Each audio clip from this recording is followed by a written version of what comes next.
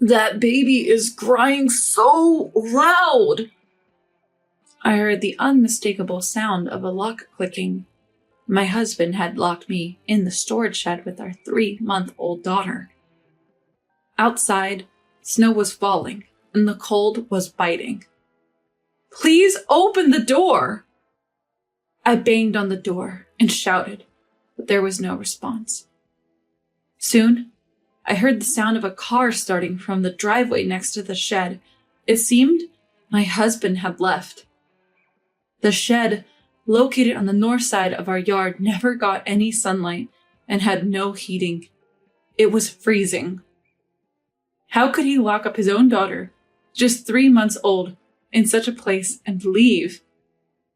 I felt his cruelty and was terrified. After waiting for a while, my daughter, who had been sick with a cold since yesterday, began to shiver. Her cries grew weaker. I have to save her, no matter what. In my desperation, I searched for a way out. My name is Lisa. I'm a 32-year-old housewife. I met my husband Dennis at work, and we've been married for 3 years. When the younger and handsome Dennis asked me out, I felt like I was dreaming. I lost my parents in a car accident when I was 5 and was raised by my grandparents. They passed away just as I started working, leaving me all alone. Dennis had also lost his parents to illness. Maybe our similar backgrounds brought us closer. We began our life together in the house Dennis inherited from his family. It took a while, but last year I finally got pregnant, and now we have a 3-month-old daughter named Ellie. Our marriage and Ellie's birth should have been the happiest moments of our lives. But I had no idea that this was just the beginning of a nightmare. Dennis was always kind, working hard, and we had happy days. The only concern was his love for video games and the amount of money he spent on them. But he wasn't into gambling or drinking, so I thought it was okay. I believed that once we had a child, he would change. But when I told Dennis I was pregnant, his reaction was unexpected. I'm pregnant. Really? Wow. He looked uncomfortable and finally said, I'm not really good with kids. I was disappointed. I thought he would be happy. But once he sees our child, he'll surely find her adorable. But Dennis didn't. After a difficult labor, when I finally gave birth, I was over the moon with love for our daughter. But Dennis looked at her and muttered, She looks like a monkey. He neither held our baby nor comforted me after the birth. Instead, he seemed more interested in something else. Now that we have a child, we'll need money. So I searched the house and found this. My husband excitedly pulled out a banking card. It was the one that held the insurance money I received when my parents tragically passed away in a car accident. My grandparents had kept it safe for me, and aside from my college tuition, I hadn't touched it. There was about $30,000 on it. I didn't even know about this card until after my grandparents passed away. This money felt like it was in exchange for my parents' lives, so I kept it aside for emergencies. Why did you have this? Why didn't you tell me about this? It's a lot of money. It's from my parents' insurance. It's not something to brag about. With this much, we can splurge a bit. Let's buy a car. I've always wanted a sporty one. Dennis started listing other things he wanted, like gaming consoles, assuming he'd use the money. Wait, I don't want to use the money for that. It's our money, right? As a couple? Let me use some. I want to save it for emergencies. We don't know what the future holds. We argued about it, but after a while it seemed like Dennis understood. Fine. But I'll manage it while you're in the hospital. Give me the pin. Something told me not to share the pin with Dennis. No matter how much he insisted, I didn't. He stormed out of the room, sulking like a child, and never came back to visit. When I was discharged, Dennis wasn't there. I had to carry my baby and luggage alone and took a taxi home. But things got worse at home. Every time our daughter cried, which is normal for babies, Dennis would shout, "She's so noisy." "She's just a baby." "That's why I hate kids. They're expensive and a hassle. Why did we even have her?" "That's harsh." "If you're the mother, make her stop." Dennis wouldn't even hold our daughter. I was alone, without parents or grandparents, and had to care for her by myself. It wasn't supposed to be like this. Late at night, while feeding my daughter, I often held back tears. People change when they know there's money. Dennis started skipping work and became irresponsible. "We have money, right?" became his catchphrase, and he just lounged around playing games. "Why aren't you working? You can't just keep taking days off. You're always home." "I just had a baby. If you want me to work, I will when she's older." "We have money. Let me use it." "It's what my parents and grandparents left for me. It's not shared property."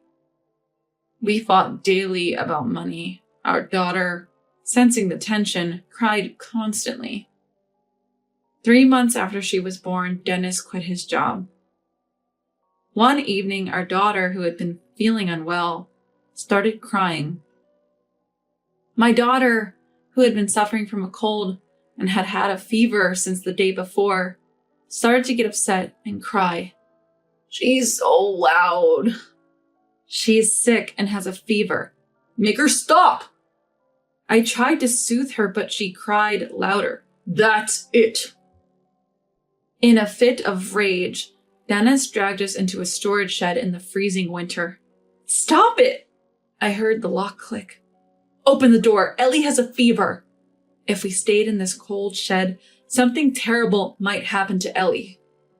I banged on the door, pleading, but Dennis wouldn't open it. Then he made a shocking demand. "Give me the pin for the banking card." "What?" "Tell me and I'll let you out." I can't." "Then stay in there with Ellie forever." The shed was located on the north side of the yard, a place that never saw sunlight and lacked any heating. It was chillingly cold. The thought of locking up a 3-month-old baby in such a place, I felt the cruelty of my husband and became terrified. Right now, my daughter's life is more important than money. Reluctantly, I decided to comply with my husband's demand to get out of the shed. "Okay, I'll tell you the pin, just open this." "Tell me the pin first, then I'll open it." I was hesitant, but I decided to trust him. However, as soon as I told him the pin, I heard him laughing, followed by the sound of a car driving away. Dennis had left. I've been tricked. I felt weak at the knees and crouched down, holding my daughter. Still, a tiny hope remained that he might change his mind and come back. To make matters worse, my daughter, who had been sick and feverish since the day before, began to shiver. I was only wearing a thin outfit, and even wrapping my daughter in a blanket didn't warm us up. The cold was biting, and my teeth started chattering. Despite my efforts to keep warm, the cold only intensified. Ellie's cries grew fainter, and her face turned pale. I can't wait any longer. I need to do something. Looking around, I spotted something. There! In the corner of the shed was an old, tarnished baseball bat. I used it to hit the shed door repeatedly. A small gap appeared, but it wasn't enough to unlock the door. Snow started to seep in through the gap. "Help! Someone, please!" I kept shouting through the gap. "Are you okay? What happened?" After a while, Mrs. Rothery from next door noticed and brought a crowbar from her house. She managed to pry open the door. Mr. Rothery, seeing my shivering daughter, immediately drove us to the hospital. Once there, the nurses took my daughter for tests and treatment. Seeing my worried face, Mr. Rothery comforted me in the waiting room and shared his story. His ex-wife had a controlling husband who would get violent and abusive when things didn't go his way. Even if Dennis didn't hit me, locking us in a freezing shed was life-threatening. Such actions could escalate, and he advised me to be careful. I decided I couldn't stay with such a dangerous man and planned to leave. Mr. Rothery advised me to act quickly. I left my daughter with Mrs. Rothery and went back home. Dennis wasn't home. As I was packing, I noticed my cash card was missing. Then I found some documents sticking out of Dennis's bag. What? He planned this far ahead? I'll never forgive him. Furthermore, when I returned to the hospital and saw the drastic change in my daughter's condition, I decided not to just flee, but to take action against my husband. The next morning, he called. Is the kid behaving now? In a cold voice, I replied to his mocking tone. Our daughter has passed away. What? He seemed shocked. She developed pneumonia because you locked her, already sick with a cold, in that freezing shed. Despite the treatments, she didn't make it. That's a lie, right? It's your fault. I'm reporting this to the police. I could sense his panic over the phone. I didn't mean for that to happen, I swear. His excuses were futile. I don't want to talk to you right now. I'll handle Ellie's funeral. We'll discuss things later. When I confided in Mrs. Rothery about wanting to take action against my husband, she introduced me to a lawyer. We agreed to meet at the lawyer's office. 3 days later, I sat face to face with Dennis at his attorney's office. I'm sorry about Ellie. I never intended for her to die. It's too late for apologies. Plus, you've been quite busy these past days. I began laying out the evidence I had gathered over the past 3 days. You charged $30,000 on games using my cash card, withdrew the $10,000 limit from the bank ATM, and even started the process to buy a $50,000 car. Do you even care about being a father? I can't be with someone as dangerous as you. I want a divorce. If we divorce, I'll be at a loss, right? A loss? Well, if we part ways, you won't get this. I placed the document I found in his bag on the table. It was a life insurance policy with Dennis as the beneficiary. You were after my money and my life. No, I just wanted us to enjoy life together. But secretly taking out life insurance on me and locking me in the shed could be seen as an attempt on my life. What? The lawyer beside me nodded in agreement. He explained to Dennis that locking me in the shed in the cold and unauthorized withdrawals were crimes. Dennis seemed to grasp the gravity of the situation, his face turning pale and his body shivering. Lisa, please, don't go to the police. Aren't we a couple? You didn't listen when I begged you to let us out of the shed. I'm sorry. I truly regret it. I want a divorce. I'll also be claiming the money you spent from my bank card, compensation from the divorce, and child support in a lump sum. His eyes widened. Child support? Why? Because it's needed to raise Ellie. But she's gone, right? Ellie barely survived. What? Why did you lie? My daughter was in critical condition, connected to numerous tubes. Seeing her like that broke my heart, but she miraculously pulled through. I had hoped that by lying about her death, he might show some remorse, but it only revealed his true colors. I quit my job. I can't pay that much. Please! He started crying and begging. You could do something like that to protect yourself. I wanted you to protect me and my daughter too. I won't let you. Don't say that. Please help me. But I pushed him away and left everything to the lawyer. We divorced, and I reported him to the police. Dennis ended up in prison. After his release, he sold his family home to pay me the $40,000 he spent, plus compensation and child support totaling $170,000. Apparently, he borrowed the rest from shady sources and is now forced into hard labor. I bought a secondhand house in the suburbs for my daughter and me, and found a job. We live happily in a community where neighbors care for us, and my daughter is growing up healthy and strong.